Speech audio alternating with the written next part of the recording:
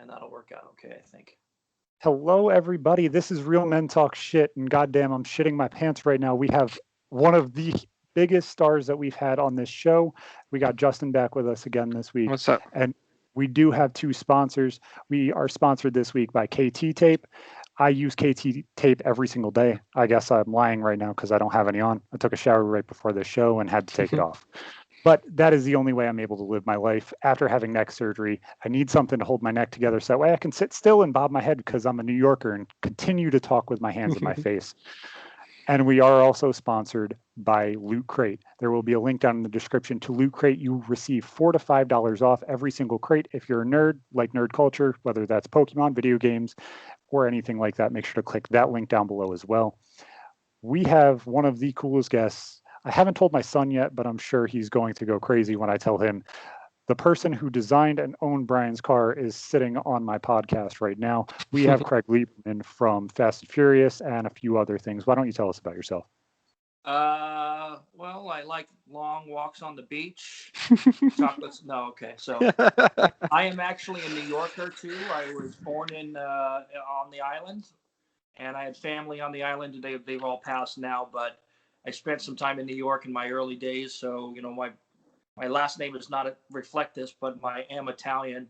When you call my Uncle Matty's house, it's like the Sopranos answering machine. Hey, how you doing? We can't get to the phone right now, so if you can go ahead and leave your name and number, we'll get right back to you guys.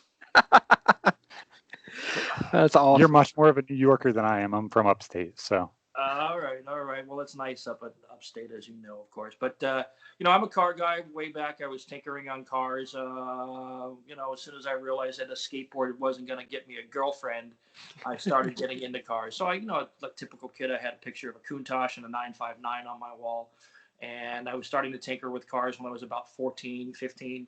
All my neighbors had cool cars, but I grew up in up by Magic Mountain, Santa Clara Valley. And it was mostly guys who were into like muscle cars or like off-road trucks and whatnot. It was very rural by LA standards. But over the years, I worked for auto parts stores, Track Auto Parts, Chief Auto Parts, and then Super Shops, which was a hot rod shop, and then landed at NGK Spark Plugs, spent a year in Japan. Have you ever seen the movie Gung Ho with Michael Keaton? I haven't. Write it down because you're going to want to watch it. Okay. Gung Ho with Michael Keaton. I was that guy. Working for a Japanese company, trying to translate the Japanese culture for American workers and all that. But it was a great experience. I was motorsports marketing director. From there, I went to Eibach. I was there for a couple of years. Had a crazy boss who I don't want to name him, Gary McPeak, and who had anger management problems. So I quit and went to work for Peterson Publishing, Super Street Magazine, Hot Rod Magazine, that same group. And I was executive director of NYRA, National Import Racing Association, which you probably remember it from the movie. Hector says, no, man, I'm trying to go legit, man. I'm trying to go on the NYRA circuit. And that was what it was. And so I did 4 years of that before they sold it to NHRA. And then I started NDRA with Mike Myers at Nopi and brought over Universal sponsorship and a bunch of other stuff. While all that was going on, I got approached with my little yellow Supra at a car show by a guy who was older, probably actually my age that I am now that I think about it.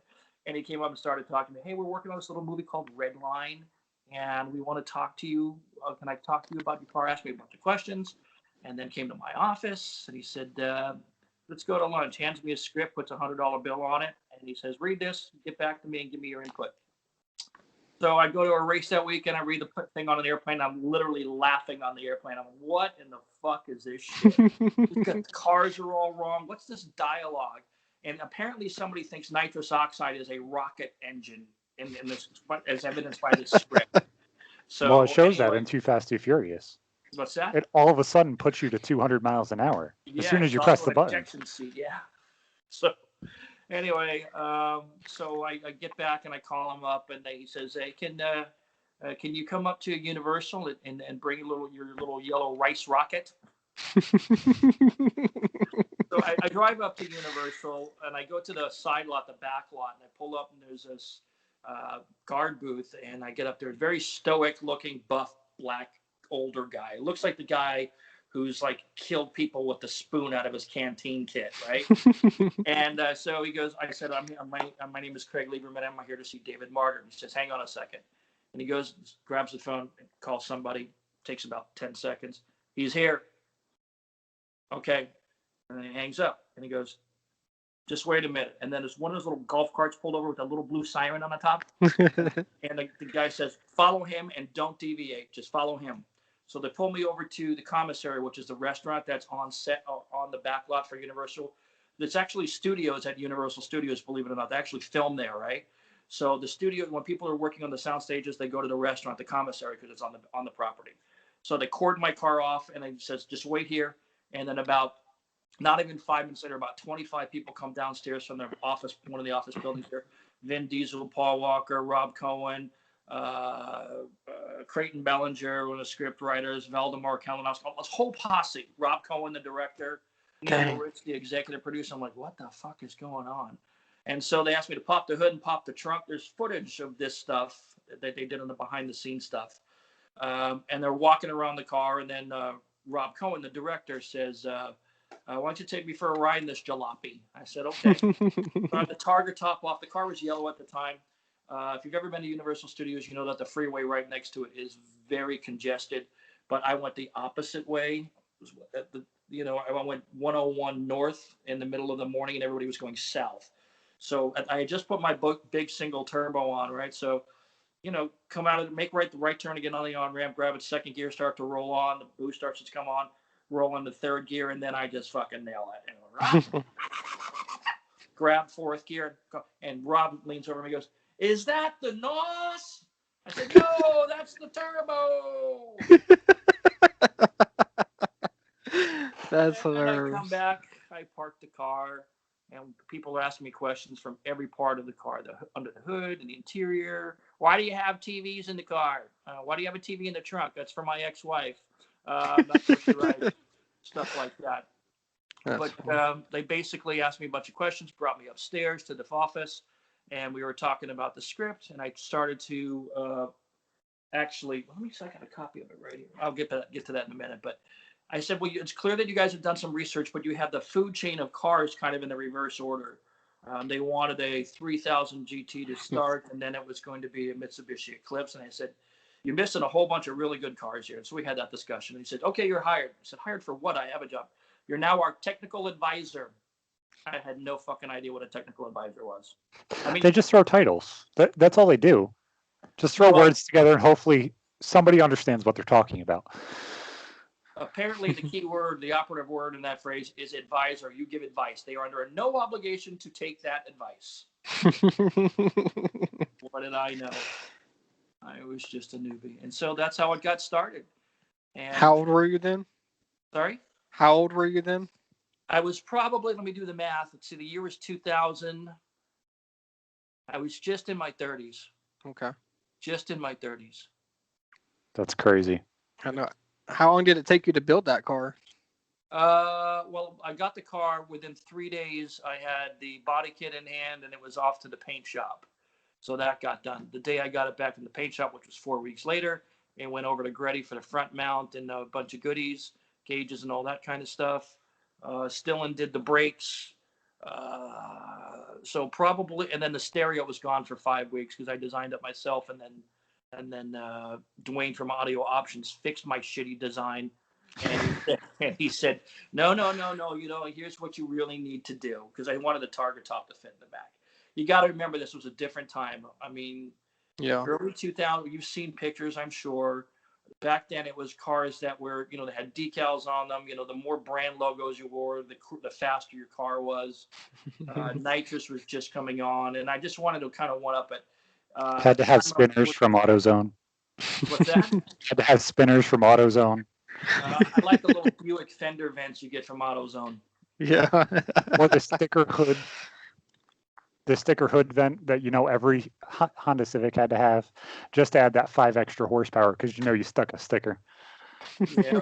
So I grew, I went through that age, and of course I was working for Peterson, which was Super Street Magazine. So I was about performance too, but I wanted to go to car shows, right? Because I have done Formula Continental Racing open wheel stuff. I've done shifter karts. I've done A sedan stuff with my Mustang. I mean, so I've had a lot of drag racing stuff.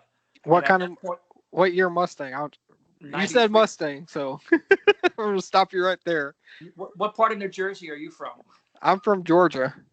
Oh, same thing. New Jersey, Georgia, just the food is better. This food's better. But what kind of Mustang was that? It was 93 Fox body. I got pictures of that bad boy. Hang on a sec.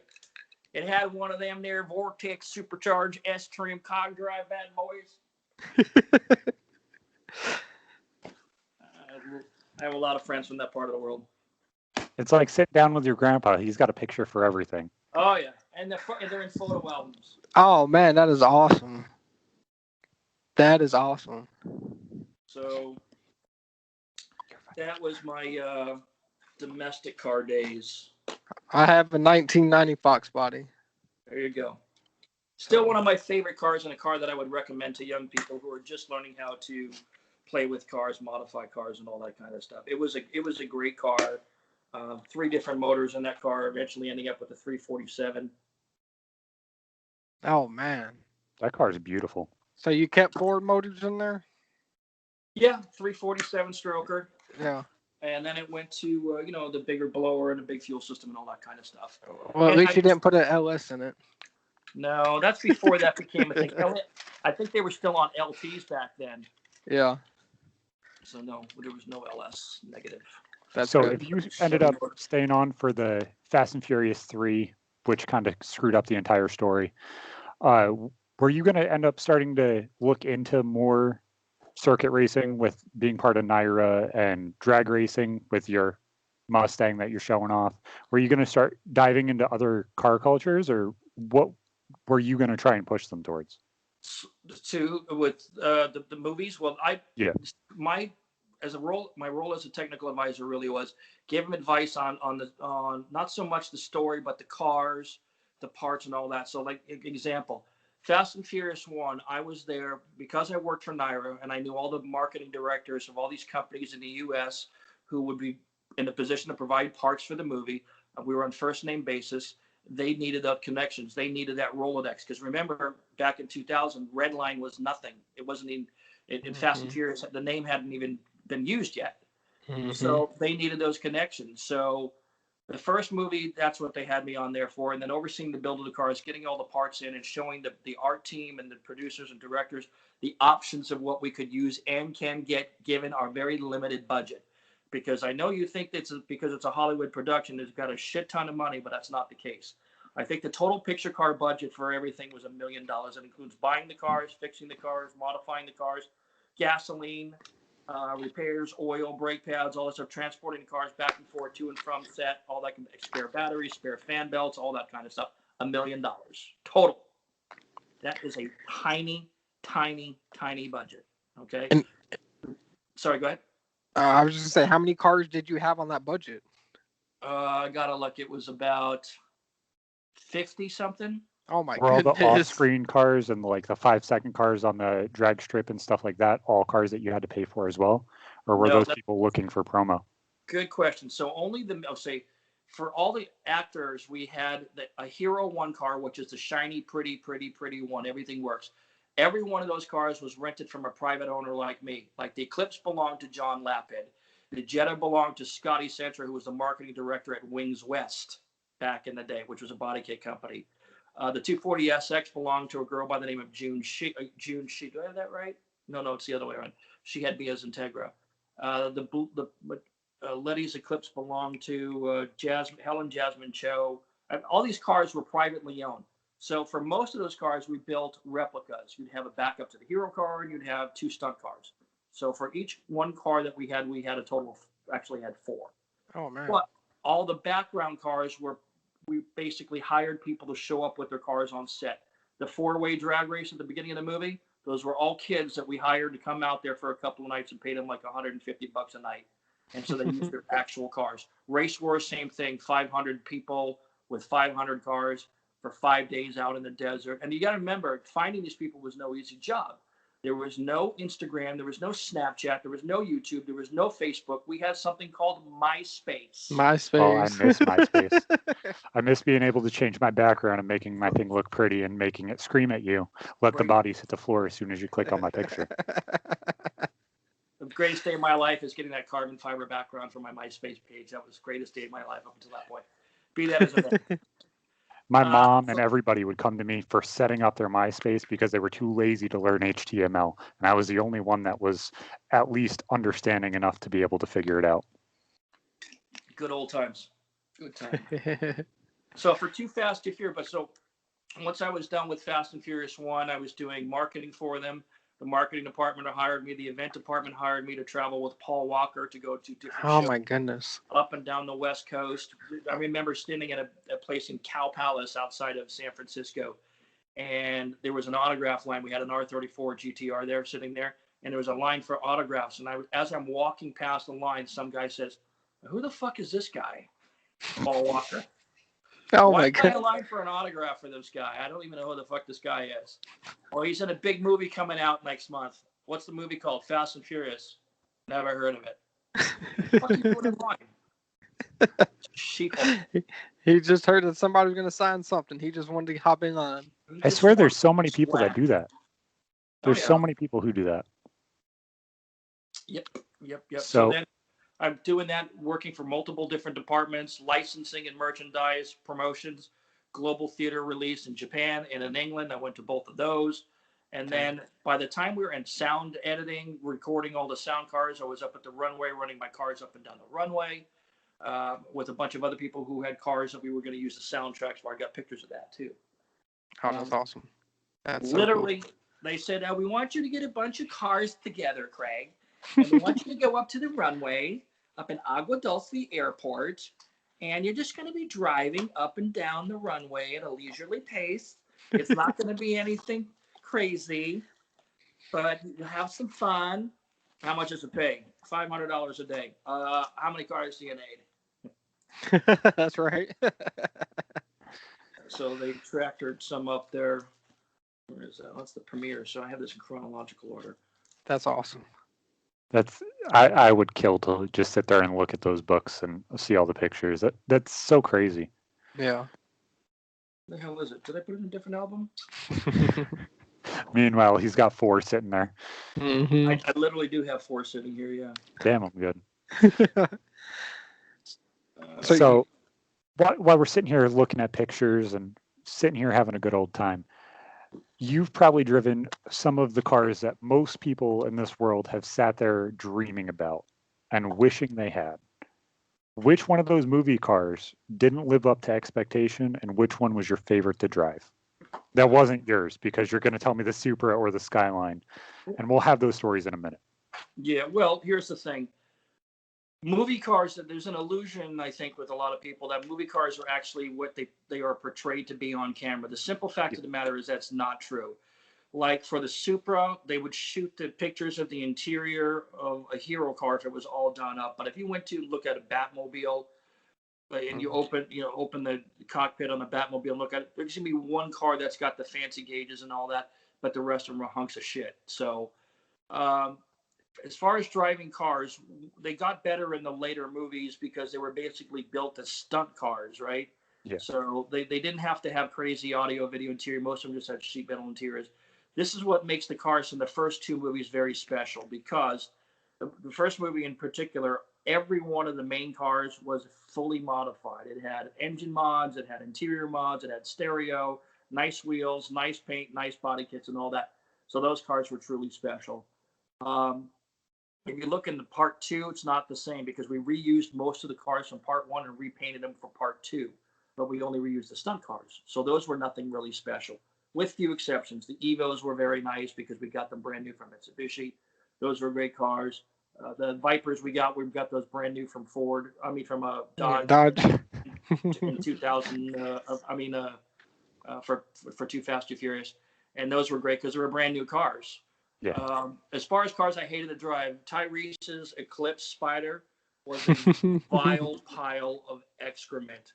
Why anybody would buy that car and drive it around with a straight face saying, "It's a fabulous car." That's how, I mean, you know how you guys are savvy enough to know you drive around, you can tell what kind of person is driving the car just by the fucking car. Yeah. You know that Damon Hill is not driving a fucking Prius in New Jersey traffic. He's just not doing it. Maybe he's getting a ride in one from the airport, but that is not his car of choice. Yeah. Yeah, so Mitsubishi. In my opinion, Huh? that Eclipse is just like the doinks that they make down in the South, putting a fucking Impala on 50-inch rims and just riding it around. It's the same thing. It's just smaller rims. Donks, aren't they? Donks, yeah. Did they put an I in there? I was like, okay, I'm really behind the times because I've been calling them donks for 20 years. Oh, No, they're donks. I guess I'm just an idiot. It's all good. Here's the thing about car modifications. We like what we like, whether we like Mustangs, Camaros, Dodge Ram pickups, or whatever the case is. So it's just like going into my grandmother's house. You're looking at the furniture, the plastic covered velour shit, right? It's a styling choice, okay? It doesn't make it wrong, really. It's just that's their styling choice. And the stance thing, some people are really down on stance. I'm like, whatever, if that's your jam, go for it. Not bothered. Yeah. It's a free country. Do whatever the hell you want. What I get if you traveled as much as I have and you've gone over to foreign countries to see the import tuner cars and the styling that they do with the cars over there, it's completely foreign to me. Some of it makes no fucking sense. I remember in the early 2000s going over there and those guys were freaking out over how big 16-inch wheels were. And I'm like, what? We're putting 19s on Civics over here, bro. What are you doing? We're going to go for some 17s next year and it's going to blow everybody out of the water at the next hot import nights. The stock 16s on the Civic were much bigger than their Hulk car rims. Yeah, fucking hell. It's just different style, different taste. I mean, Max Power magazine from Great Britain is a thrill to watch. A lot of molded wide body kits on $500 cars, But somebody said, the Renault Clio. French only make one good car, Bugatti, right? Everything else is rubbish. Those are nice. And they've taken Renault Clios over there and they're doing these wide body kits and so forth. So you got to get these guys points for styling and effort and all that kind of stuff. It's just a different style. It's like lowriders. You don't have to like them, but if you've ever seen them up close, some of them are truly magnificent. Yes. So it's just styling choice. Yeah, I'd never waste my money on it, but I do tip my hat to them because, they do put a lot of time and money into them. I mean, and that's every kind of car. Like you said, just pick the style that you like and run with it. But it doesn't mean it's the right or the wrong way. But if you're, if I'm a car guy, I love cars. I don't care what it is. I'm a Ford guy through and through. But at the end of the day, I just love cars. It doesn't matter what it is, because you're gonna find something. You can see the a passion that somebody puts into that car, whatever it is, and you can see how much joy it brings out of it. Yeah, so for me, it's two things. When I look at a car, even if it's one of those big lifted trucks with the spiky lug nuts and all that other nonsense, right? I have to ask myself, would I ever drive that? Not for me, but I ask myself, more objectively, is that car a good execution of that guy's vision? And it probably is. What is the workmanship like? Is it hokey pokey bullshit? It was, welded by an amateur, and that's all that matters. So, and he's spending the money on it. Who cares? I don't care. That's his jam, her jam, whatever it is. So I respect the builds, but unfortunately, throwing tires, wheels, and a wrap on a car is not a build. No, it's just having some fun. That's the base stuff you should be doing. Right. That's the minimum entry.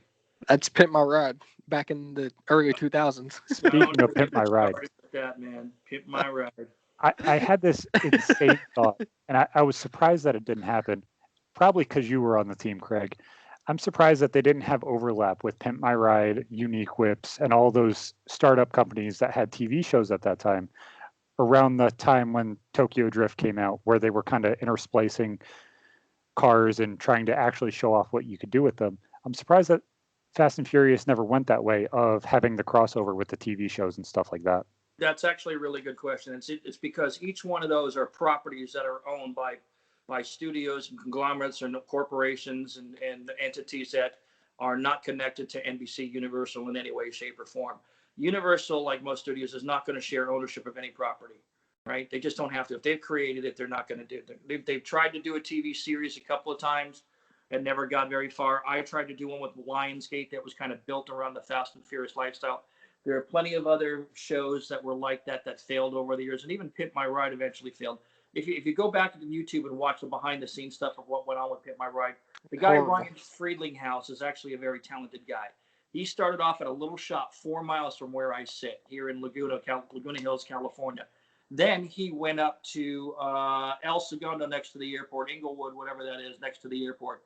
In fact, he did the stereo systems for most of the Too Fast, Too Furious cars.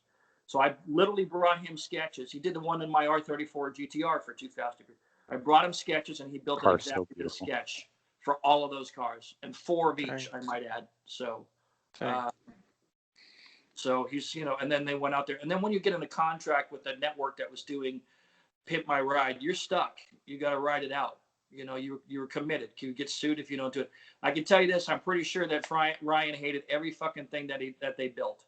He would appear on camera for 10 seconds at the build discussion, and then he left his team to it.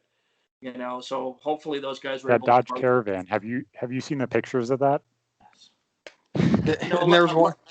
A lot of those cars took another 2 months to fix after they did it, and a lot of those cars, half the parts that were in the car came right off as soon as they turned the cameras on. Yeah, didn't work. One or two of them caught on fire. Shocker. I mean, that series was built for 8 to 15-year-olds. Yeah. And it was predominantly, and I have the data on this. It was people who lived in houses that they were below a certain socioeconomic status. Yeah, you're probably looking at people like 35,000 and below.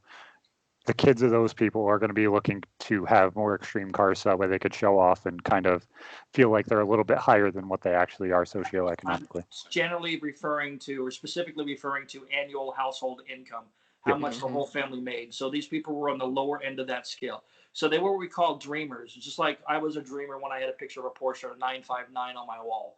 Very unlikely that I would ever be able to obtain a car like that. Well, super weird, because I had your car on my wall. The one that's right dirty. Over your left shoulder. I feel dirty. I feel like you got a picture of my girlfriend in your wallet. Well, that Skyline is one of the biggest dream cars I've ever had in my entire life. Thank you. It was a dream car for me too until I drove it for a while, and then I was like, you know what? It's a fun car and all that, but it's a fanboy car. It's a dick magnet. You drive around, Everybody wants a ride. All the guys do. None of the girls do. Girls just look at it. You drive a Nissan. Yeah. All the guys are like, "Is that a GTR?" No. That's awesome. But I can say I had one. I had the first one that was legal in the U.S. That was the Blackbird. That was the first legal one in the U.S. And there's still, to this day, only 14 legal ones. Well, speaking of Nissan, we can go one of two ways. I got a story I can tell about buying my first car. Or we can go into how expensive it is to import. Which way do you guys want to go? You lead the way. Okay. So what's the highest interest rate you guys have heard? 27, on a normal car, not a supercar. 27-point-something%. Dang. Okay, so I'm just under that. I hit 23.7. I turned in, so backstory. My mom was horrible with money. Me and Justin were talking about this last week. And she would rack up bills in my name. Had no idea. I was like $6,000-$7,000 in debt. And the tranny to me and my wife's Chrysler Town and Country was going. We're like, ah, shit, we got to leave this car lot with a car. So we went to the car lot. Never do this, kids, because we got fucked. They got fucked too, which was the hilarious part, kind of equaled out a little bit. So we're sitting here looking through the entire lot, and the only thing that would fit our entire family, because they only had a whole bunch of Sentras, was a Nissan Murano. Okay, whatever. It's a car. I look at it. They wanted, I think, $18,000 for it, and it was 10 years old. What? It was a 2009, and we bought it like 2 years ago, just so you guys have timeline. And we're like, okay, we have $3,000 to put down. We're trading in the van. They ended up saying that they gave us $3,500 for it. It was reaching 200K mileage. Fuck it. And then we're like, okay, we're going to leave with this car. I leave because I was young and dumb. Didn't look at paperwork, just signed it. We need a car. I need to be able to get to work. Come home, see 23 fucking %. And that the price of my car went from 18 to, I think it was like 25 over 5 years. What was the car payment? We're looking at 320. That's still cheap. Yeah. My first new car I bought in 1980 was $350 a month. 1980, dang. 1988. 88, okay, 88. Yeah. Dang, that's expensive for back then too. That's a lot of money. That's like $650 today, something Yeah. like that. 140 per yes. Yeah. So my wife last year ended up hitting a fucking Jaguar with our Nissan Murano. Oh, it was this year. My wife just ran into the kitchen. Corrected me. It was this year. So we were pulling into a parking space, and it was a little bit too close, and a fucking idiot stopped right in front of us, and an idiot parked right behind us. Only place she could go is in the parking spot. So she looks at me. She's like, "It's a piece of shit car, right?" I didn't get to answer. My wife just goes. This Jaguar is sitting on 27s, and she just pulls into the parking spot. I'm like, "Oh, fuck, what just happened?" My wife's 5 months pregnant, so I get out of the car. First thing, just out of the car, and this gangbanger pulls up. I'm like, shit, this just got really worse. It got really worse.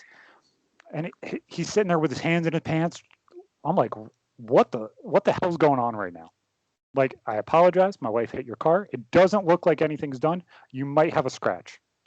Your Jaguar took it much, much better than my Nissan Murano. Half of my front bumper is now white. I have a black Nissan Murano. My car now looks like a cow. So I'm sitting there helping him deal with this. He's like, "You know what? Don't worry about it. I won't claim it on your insurance. Your car is not even worth my car payment." I'm like, I didn't expect that one. I took down his information. He took down our insurance information. About 3 weeks later, insurance claim. Thanks, buddy. You're a He just needed to douchebag. get out of the parking lot because he had a Glock 9 in the back seat, probably 4 pounds of hashish or whatever the dudes are hanging out with these days. You know, I'm old. What do I know? What the fuck, right? Yeah. Still doing hashish, or is it just straight up weed, crack, crystal? What is it? Up in New York, they were probably dealing meth and pills because that's the only thing people up here do for some fucking reason. That's crazy. Yeah, it's kind of like, well, I won't get into that. But yeah, the rural areas tend to be a little devoid of nighttime activity that is legal. Yeah. There's nothing to do. And you don't have any cows to tip. You got to. But you know, we've all had those situations. Your mom. Hopefully, you're still not talking to your mom about that bullshit running up your credit. No, we completely separated 2 years ago now. She ended up cheating on my stepdad in front of my kids, left him crying at my table because we took them in when they were homeless. And she left him crying at my table on Christmas Eve to go see her boyfriend. And then she ended up falling for a Ponzi scheme for some African prince that was going to give her lots of money and needed a liver. Needless to say, my mom is also 500 pounds and nobody ever would date her. I don't know how she's received more males than most females I've seen. Golly. Well, we can't help who our parents are. That's right. What's really confusing is I'm a 6'4" male who's only reached 190 pounds. So my 600-pound mom really sticks out, and I don't look like I should be her kid. So I think we're okay. Well, you may want to check who your father is. Is he tall? Yes, he was supposed to be 7 foot when he joined the Army. He was also my mom's stepbrother. That was the story we were going to tell on the next Real Men Talk Shit Brothers episode. I think you said you were from Albany, or did you say you're from Alabama? I think he's from Alabama. Very, very close, I guess, right? Yeah, I hit every single stereotype for every single Pornhub category. You hit those step parent ones, the BBWs. You know, it just happens everywhere. What's BBW? Big beautiful woman for some fucking reason. I don't get I would it. have But thought that was like big black woman. no, that's an extra B. There's a BBB, big beautiful black. Okay, I There guess you go. I don't get it, but you know, whatever strokes themselves, right? That's funny. Look, you can't help who your parents are. I've got a 400-pound lesbian aunt who's got his mustache thicker than my dad's and wears his old clothes, but whatever, that's a whole different thing. But, you know, there's still family, but she's not fucked up in the head, doesn't have issues, that kind of stuff. But I will tell you this, I'm pretty sure I'm adopted. You know why? Because my dad bought a fucking Prius and liked it. No, I was supposed to be No adopted. way I'm related to that motherfucker. No way. And my grandpa, who was supposed to adopt me, has a fucking Challenger and a Ram. Meanwhile, my mom's only ever driven fucking Dodge Caravans. Which one do I deserve to be with here? Like, come on. I think you just leave the area, out of the area. I hear all these crazy stories about people who have crazy parents and so forth. The main thing for me with my parents is that my dad didn't really care about my car thing, so he kind of left me to my own vices. My stepmother, who's British, wonderful lady, she inherited us when she was in her 20s, and we were two little snot-nosed, you know, preteens kids, and she just said, if that's what you want to do, that's what you go do, have fun. And my dad always used to say, yeah, I don't know what you're messing around with this fucking car stuff for. It's never going to do a goddamn thing for you in your life. And then about 2 months after he brought his Prius, I pulled up in my first Lamborghini. Oh my goodness. And so he walks out in his slippers and his corduroy bathrobe and his fucking boxer shorts. And he's like, what the fuck are you going to do with that thing over here? What kind of fucking gas mileage does that thing get? I said, you know what? I don't care. Well, that's right. It's crazy because I was always told that I was an obnoxious, arrogant, egotistical asshole. And I don't know about you, but I'm talking to one of the people that worked on one of my favorite movies that's killing it. And she's sitting here talking to Nigerian princes. I think I'm doing a little bit better. Now, I don't make money off this yet, but hopefully at some point it takes off, right? That's right. If you pursue your passion, sooner or later the money will come. I started doing a YouTube channel 2 years ago because I found all my old files from Fast and Furious stuff. Nobody was interested in hearing these stories for the better part of a decade. You know, from 2003 to 2015, if somebody said I worked at, oh, this is Craig, you know, he worked on the Fast and Furious movies. I'd be like, don't tell anybody that. Please don't tell anybody that. Because nobody in the United States gave a shit about it. They were punchlines. Oh, you got NOS in your car? Yeah. That kind of stuff. And then after Paul died, of course, the whole thing came back, and now it's global, all that kind of stuff. But I just kind of ignored it, and it wasn't until 2 years or 3 years ago now that I picked it up, and I said, you know, I found all these notes. I found these old videotapes that I had personally taken on set. My wife said, you should write a book. You should do some YouTube podcasts and that kind of stuff. I said, nobody's going to care. And, I do. And apparently there's an audience. So, you know, because I don't work for Universal, I haven't since Tokyo Drift, because they're really not using Japanese cars. And they have a very competent staff anyway. Well, you trained your replacements. That's what happens every time. No. Dennis McCarthy and the team that followed me, they had a long history in picture cars, or at least a comprehensive history of picture cars. They're very capable of doing it, and they were doing it different ways now. Now they go out and buy the cars because they have the money and build them any way they want to. I got 2 questions for you.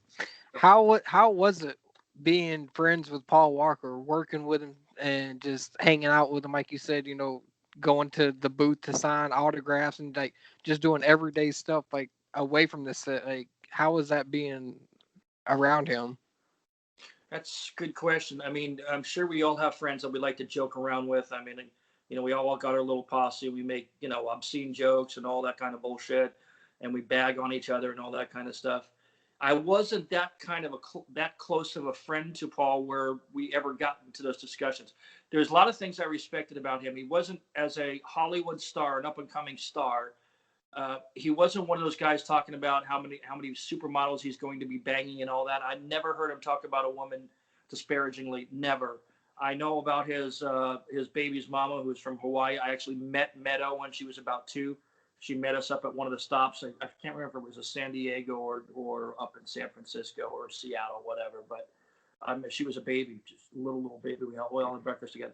So we were talking, mostly it was about cars. What kind of cars? Why these cars are so popular? What kind of cars should I buy? He was already getting into Skylines at that point. He had bought the silver one. He had the silver one at that point. Yeah, he had that one already. The one that just sold at auction, right? The one that's sitting with Top Rank Imports, or just sold for $400,000 or whatever it was. Mm-hmm. Yeah. That price was insane. Paul Walker's car. They're not making them anymore. He's not around, so they're not making them. So there's that. But he, we talked a lot about cars. We talked a lot about the movies and then I didn't see him after we were done doing promo for a Fast One. I didn't see him again until we were on set in Florida, and he was leaning on some cars. I walked over there and I said, "You're back?" He said, "Yeah."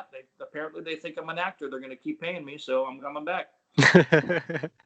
That's awesome. So he's a very, very humble dude. Yeah. I think that's one thing a lot of people did like about him is they did see that he was pretty humble. And I don't know if it comes off for everybody, but you can see that he's a genuine person. Yeah, because I like to say that Paul would even say it himself, that he didn't consider himself an actor because he was just living the dream. And if you see him in any of the movies he's done, Flags of Our Fathers, World War II is really pretty much the same character. Blue Ocean, or what was that called? Blue or Ocean Blue or whatever it was. Yeah. Yeah, it's pretty much the same character. He was Brick in Mansion. Yep. That was a good. He's cars, guns, and surfing. Yeah. So when he was Sounds like a pretty fun life. Yeah. He actually lived in a motorhome for a long time. He didn't even have a house. Dang. He literally lived in a motorhome. He couldn't figure out where he was going to live because he just wanted the freedom to pack up and go. That's awesome. So there's a lot of people that know him better than I knew him. So last time I saw him, I think, was 2009 at a racetrack. I was doing a video. I was there. And he remembered me, and we talked for a little bit. He was driving a bunch of cars that day. I was filming that day for them. So that was, that was that. And of course, I got the call literally 15 minutes after the accident. So yeah, one of my guys called me. So it was absolutely horrific. I hated that. The other question I had, okay, so you worked on Tokyo Drift also, right? Yep, small role. My role was finding all the background cars for downstairs. That was filmed at Hawthorne Mall. 90% of that movie was filmed in California, in the United States. Only about 10% of it was actually filmed in Japan. But that mall was Hawthorne Mall, which still stands today. It's an abandoned mall. It's right off the 405, just east of the 405. I want to say that's Prairie Street or 102nd Street, but you can Google Earth it. You can see it. And that circular ramp is actually real. So they painted all the Japanese lettering on the floors of that garage, and they brought in Japanese vending machines. They brought in a bunch of right-hand drive cars, and there are a lot of the background cars that were in the back were all recruited through me and a colleague of mine. So we had something like 214 cars on set. And we had to hide them because the steering wheels were on the wrong side. All the American cars are left-hand drive. So we had to pop the hood so you couldn't see it, all that. And that was really the extent of my involvement with that car. By that time, Dennis McCarthy, the new picture car captain, had jumped on board. And they were just building cars because they had money. They didn't need any cash in favors or anything. They just could buy what they wanted to buy and build it. They didn't need the connections anymore. Nope. And I could be, quote me if I'm wrong on this, okay, but I wanted to know whose idea was it, and then what made y'all want to put a Skyline motor inside the old school Mustang? Well, the idea really stemmed from Sean Morris. Now, if you don't know the name Sean Morris, you should. He's the godfather of GTRs in this country. He used to work for Motorex, which was the only company bringing in Skylines legally for at least a period of time. And then when things started going south, Sean got the fuck out before the owner got arrested. Dang.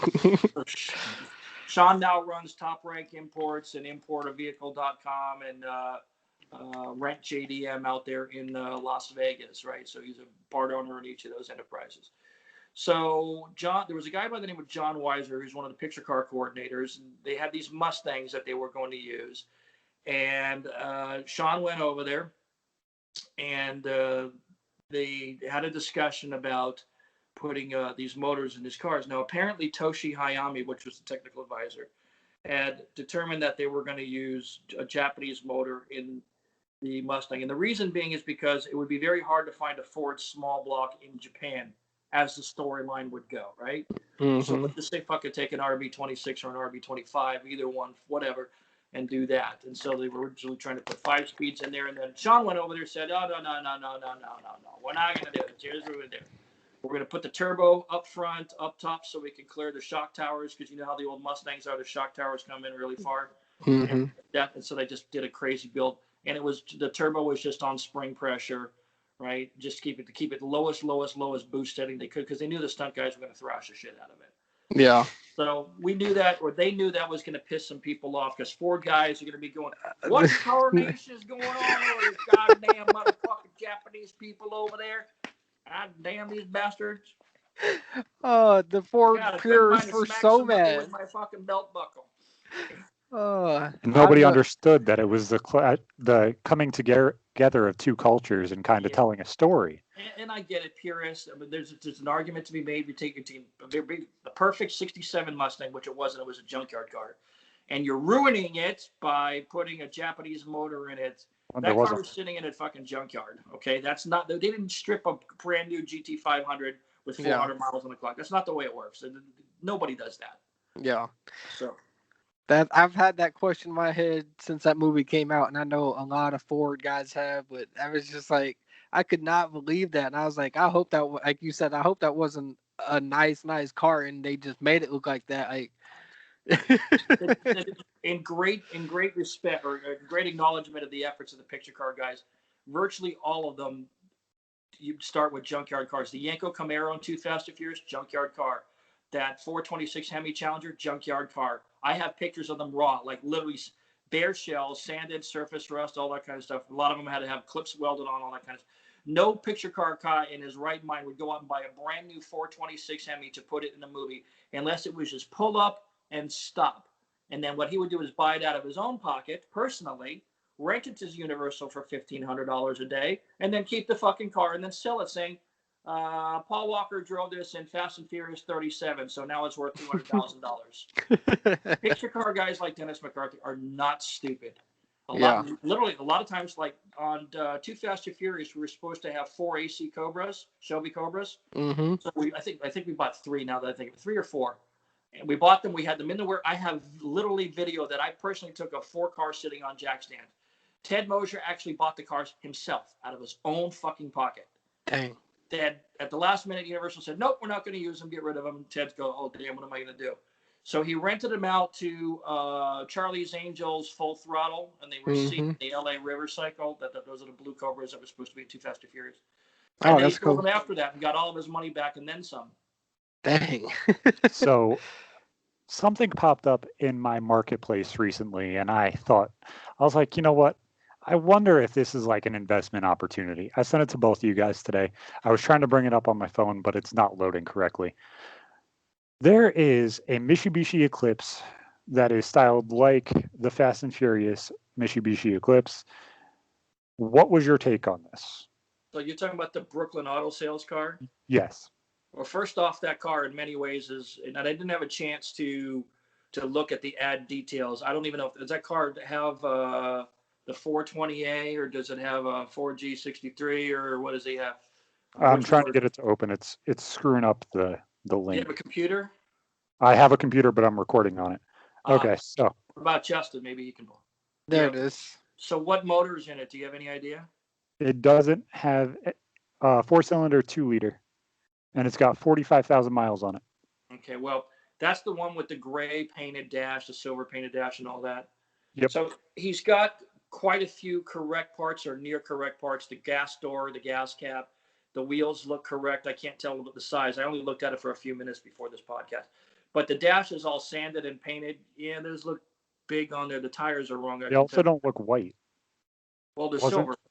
They're silver. I thought in the movie they were white. No, they're silver. They're Axis Model 7s. Yeah, that's way more elaborate than the Fast and Furious car. Well, it's missing. I mean, it looks like it has some correct gauges, but the dash, this instrument cluster is all wrong. And the fact that somebody sanded it down and painted the dash and all that is pretty elaborate. Yeah. Whose signature? I can't tell that. Is that? There is Cody. Hector. Cody Walker. Yes, it looks like it. And then 2 I can't figure out. And it's not letting me zoom. Chad Lindbergh, maybe. I don't know this fucking signature. Is that my signature on the right side? It looks like in the upper right-hand corner might be mine. The other side. Craig M. Lieberman. I don't remember signing that. Imagine if he just completely copied your signature. No, more than likely they handed me a panel to sign. I don't remember seeing the card. But you know what? In fairness, I may have signed the card because I have seen a lot of cars in the past 3 years traveling to car shows and doing book signings. I don't remember all of them. And if I knew the owner's name, I would remember if I met the owner or not. So the actual person. So I wonder if that's the car that came from Price Hep down in Florida.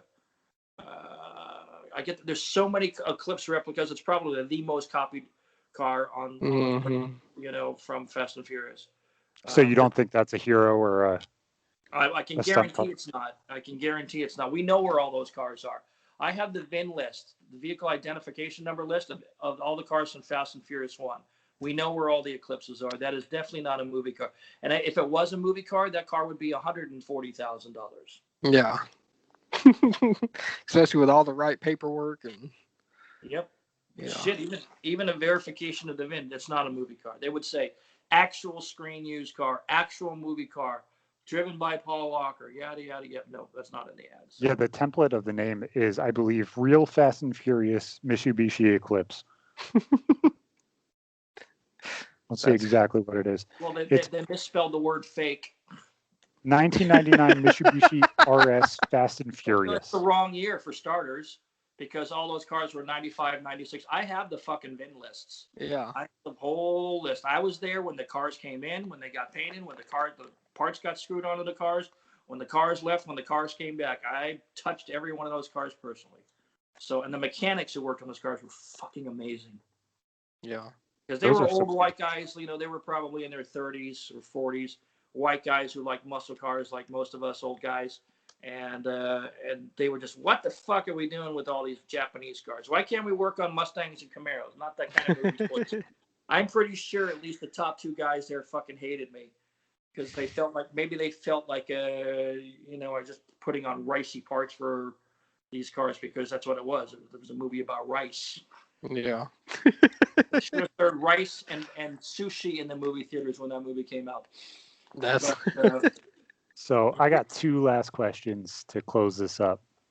And this was my other Nissan question.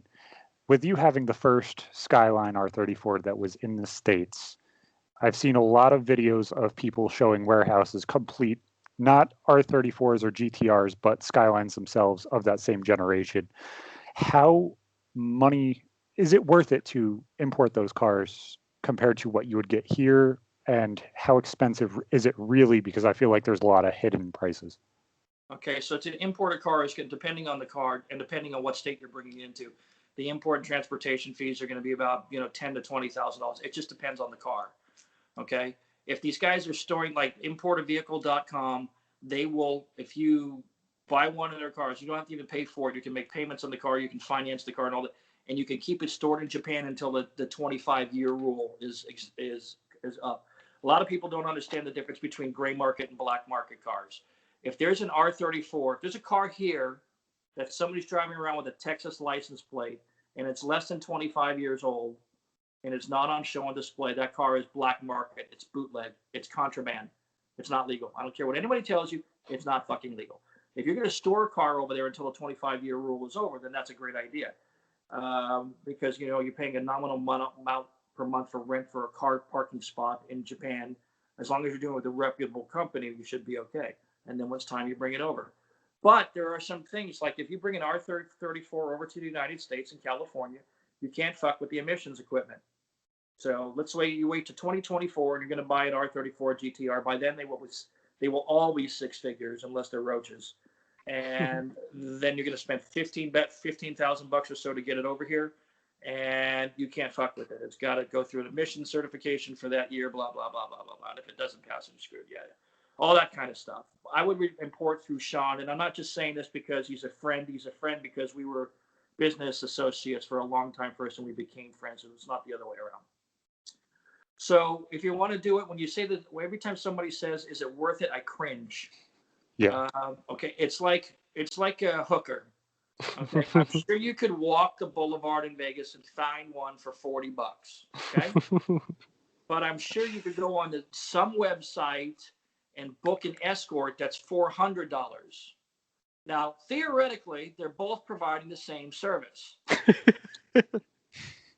right? Correct. So $400 or $40, either way, you're getting fucked. That's a good way to put it. That's hilarious. Okay. So what you got to do is figure out if it's worth it to get fucked the way you want to, because these cars Yeah. are not going to be cheap. They're not going to be cheap. Well, I don't know how true these videos are, and that's why I wanted to ask you, because you definitely have more insight into this. Is I've seen a lot of warehouses that have like 4-door Skylines, Those 2-door are the Skylines that aren't, ERs. yeah, Yeah, no GTRs, just straight up Skylines, whether they're badged differently, whatever, I wouldn't touch them. that are going 10K. I wouldn't touch them. Yeah. It's like going to a strip club and then asking for the one who has no boobies. You take her in the champagne room. If you're there, get the full experience. Okay. I keep using all these sex things. It's only It's because fine, my man. wife It's is fine. not sitting next to me right now. But essentially, an ER34, I've seen them. Nobody's going to really be impressed. You got a JZX100. There's a small niche of fans who are really into those kind of cars, that kind of stuff. If that's your jam and you really like the ER34, and you're saying to yourself, well, if I'm going to spend 10 grand on a car, I want something interesting, right? So that says to you maybe that it's worth it, because for 10 grand, it's probably the most interesting thing you could buy. But the import fees are going to be 10 to 15 grand anyway. Shipping, transport, all the paperwork and all that kind of stuff. And then who knows how that motor's looking? Who knows how that tranny's looking? It could be beat to hell. That's crazy. What kind of Go ahead. just a off question, like what kind of cars do you have in your personal collection now? Oh, I love you think I still have a collection. I have an R35 GTR on E85 with some nice carbon fiber aero on the car. It makes 650 at the wheels. And my wife is currently, she sold her Porsche a few years ago, had a Benz, hated that, and then bought this Audi S3, but now she's looking at another Porsche 911. So that's awesome. What happened to that Mustang you had? the Mustang I had sold the car. I had taken a deposit on the car. We were about a week away from the truck getting there, and the car got stolen. Right out of the Eibach parking lot. They never did find that car.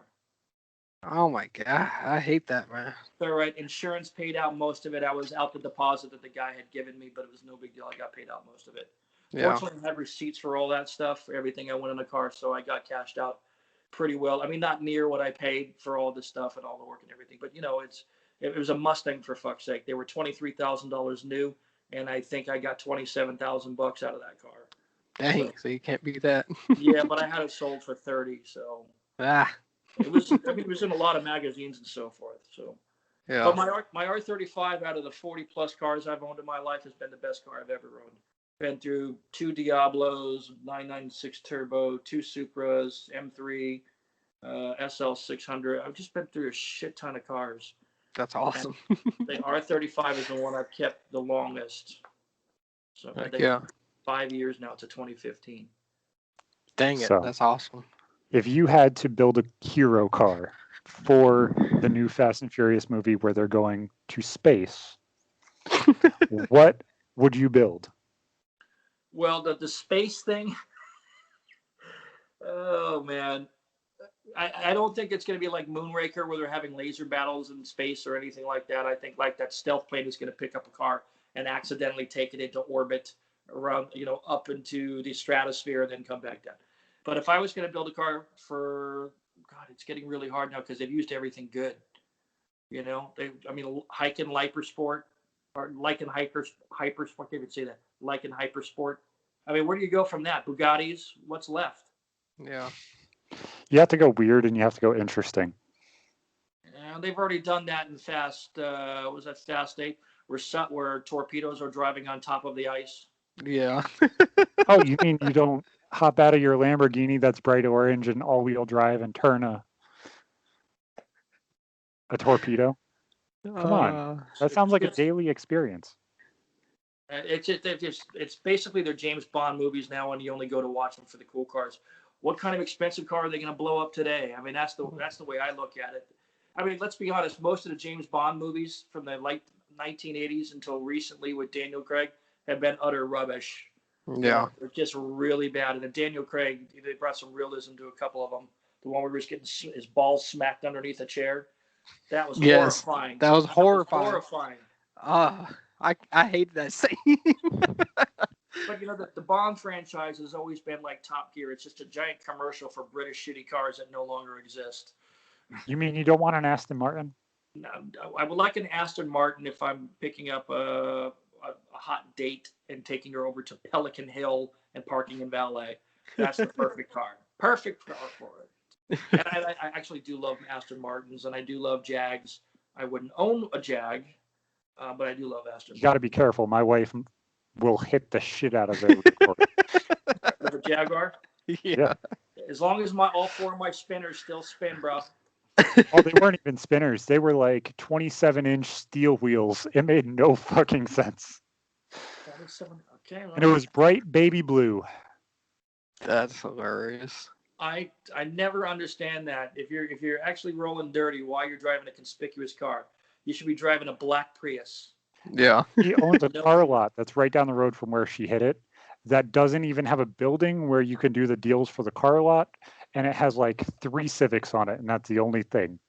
That's sketch. And this is in upstate New York? Yes. This sounds like a Brooklyn thing. I'll send you a link later. As I was going to say, Craig, it's been absolutely a blast. I would love to have you on again whenever you have the free time or want to just hop in and tell some stories and bullshit. Oh, yeah. We missed out a lot of stories. Oh, Yeah. yeah. Next time I'll tell you the story about the 5 swimwear models in my apartment building for Too Fast, Too Furious. It sounds like a great time. I absolutely love this episode. It was so fun. Thanks for actually coming on, Justin. I know you've been fucking exhausted, so we're going to end this now. Dude, Just this so was we can awesome, get bro. some sleep. Down We on both cloud been up nine. since 4 o'clock this morning. So, all right. As always, guys, make sure to check out our sponsors, KT Tape, and whoever the hell else I said at the beginning of the episode. Those links will be down in the description below. It's the end of the episode, so I'm exhausted. Yes. And don't forget to check out Zach's mom on the next episode of Cops, and to check out my What's your channel. Yeah, what's your YouTube channel? It's just under my name, Craig Lieberman. Okay. I can't come up with anything better. Just use my fucking name. I'm lazy. Search Fast and Furious Guy. I'm sure you'll find him. You'll see the R34 there, and make sure to click that video, and you'll hear the entire story about it. We didn't even get to that. We didn't get to Brian's car. Like, come on, guys. This has been Real Men Talk Shit, and real shit's been talked. Thanks so much, Craig, and we'll see you guys fucking next time. Peace out.